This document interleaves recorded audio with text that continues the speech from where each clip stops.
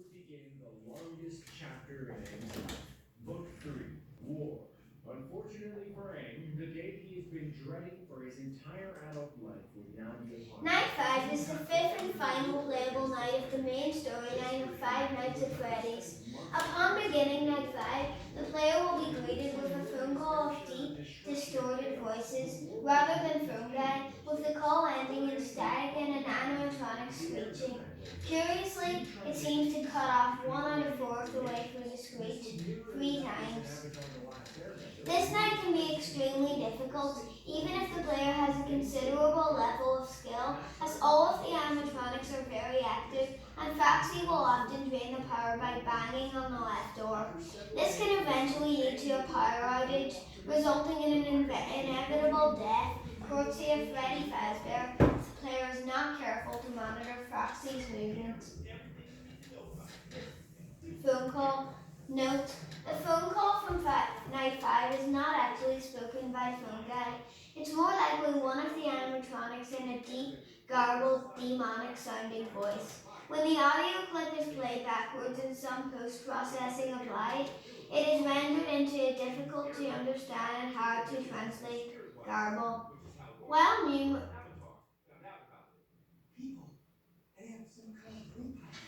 numerous possible fan translations exist, a more recent speculation is that the call is in fact an expert from the book Autobiography of a Yogi by Paramahansa Yogananda. It is not being confirmed, however, and is simply speculated because of the frequent matches in hand-translated phrases that most translators of the call have found. The complete passage speculated to be the call as follows: omitted, sir. It is lamentable that match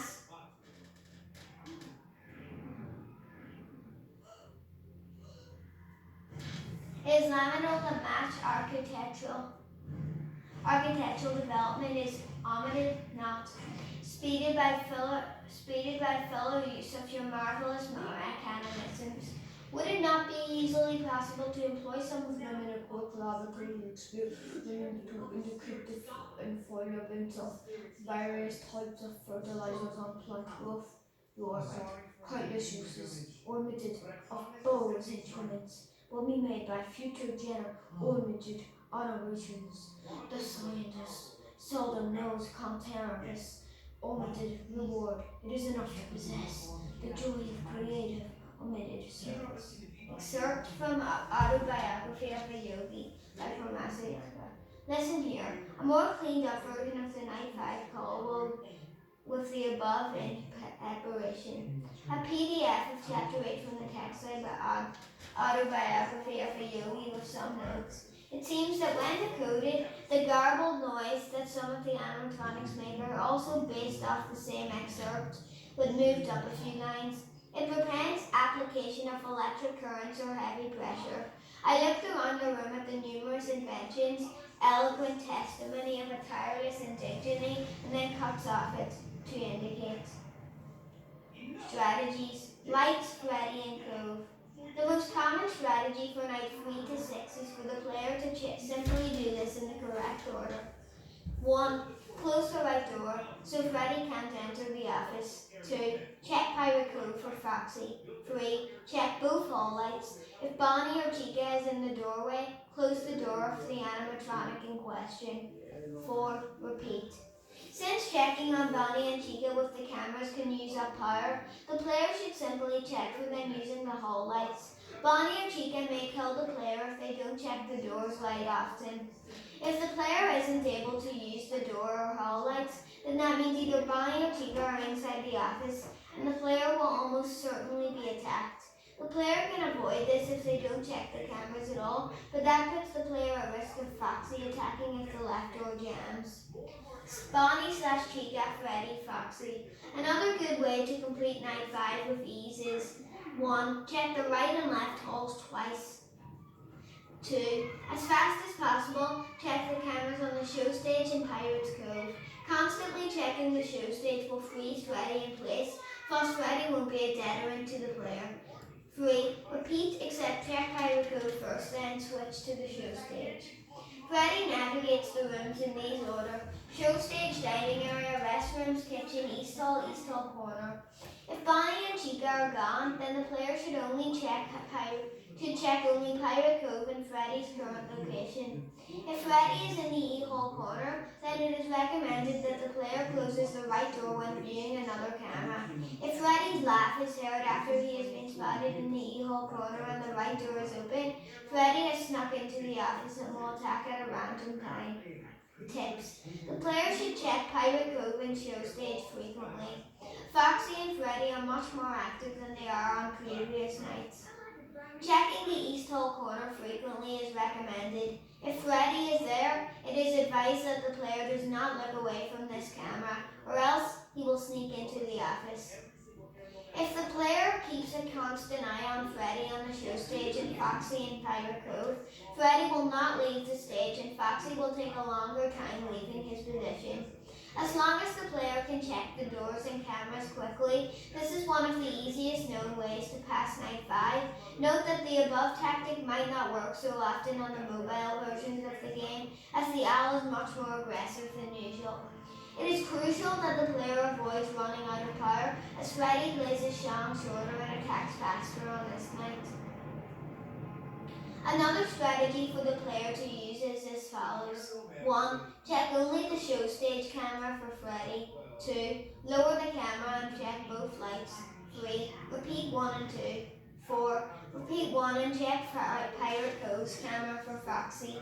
This way the player doesn't watch him too much for a little while.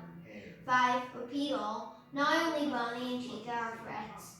There is another strategy to stay alive against Freddy without having to look for him too much, which is to close the right door when his laugh has been heard 5 times. 1 dining area, 2 restrooms, 3 kitchen, 4 East Hall, 5 East Hall corner. If Freddy laughs again after the 5th time, it means that he has changed rooms. Check the E-Hall corner. If neither he nor Chica are there, the door is safe to open. If he laughs once more after that, he may be back in the corner, close to the door, and check again. This strategy requires a lot of attentive listening, but it can save on power. Being that Freddy, Bonnie, and Chica are all very active during this night, it tends to be very easy to overlook Foxy, so it's advised to keep an eye on Pirate's Cove. Completing Night 5. Upon completion of Night 5, Mike Skimmett will receive his paycheck worth 120 for working the 5 nights. When the player returns to the main menu, it will find a star added to it for beating Night 5, and the bonus Night 6 is unlocked and selectable, separate from the main game. Trivia: Mike only works for 4 cents per hour, for £4 per hour during his employment at Freddy Fazbear's Pizza, which is lower than any American state's definition of the minimum wage. This can potentially be refuted since, in the US, federal income tax from 1988 to 2001 was 15% for whatever tax bracket Mike would be in with his 120 paycheck. Assuming 15% and that they took out income tax already before paying him, as most businesses do, Mike actually gets 141.18, rounded to nearest cent, which results in a 44.71 hourly wage. Again, rounded to nearest cent. That's just on federal income tax alone, not to mention state tax, which varies from state to state. The minimum wage was $4.25 from 1991 to 1995, $4.75 in 1996, and $5.15 from 1997 to 2006.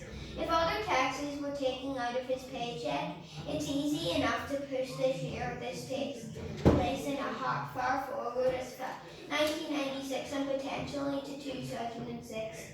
Assuming his payday was a Friday, this makes 1993 a viable year based simply on federal income tax and minimum wage at the time. If further taxes were taken out, 1999 and 2004 might become viable as well, as further taxation only means he receives a higher base pay. Any Friday the 12th of November after 2004 is unlikely, as the in the likeliest. The next is in 2010, where his income tax bracket would have dropped to 10%, making the minimum wage $7.25, too high for what he would be making. It's possible that Freddy Fazbear's Pizza could legally be paying Mike at a rate that is clearly lower than the federal and state minimum wages today. The U.S. Department of Labor allows some categories of workers to be paid less than the minimum wage to try and avoid hindering their employability. Examples include young workers under 20, full-time students working in certain sectors, and those with physical or mental disabilities. In either case, certificates are required in order to carry out an unlikely scenario, given that Mike would only have had a job for a week, compared to the time of money it would have taken for the restaurant to obtain such a certificate. However, it shows that the sub-minimum pay rate can be legally given in certain circumstances. The rationale between the possibility that Mike could have belonged to one of those exceptional cases is that it opens up the year of the game settings, so the tablet camera feed can make sense without restricting the game's year to one where £4 hourly was actually the federal minimum wage, arguably 1993. However, this theory is unlikely, since if Mike was mentally disabled, he would probably not be able to avoid the animatronics, a task which requires strategy, reflexes, and multitasking ability. The demonic voices that play on this night's phone call are the same voices that occur when Bonnie and Chica's heads twitch in the east and west hall corners and during Golden Freddy's special visual hallucinations, in addition to the respective screams when attacking. The owl levels for this night are 3, 5, 7, 5.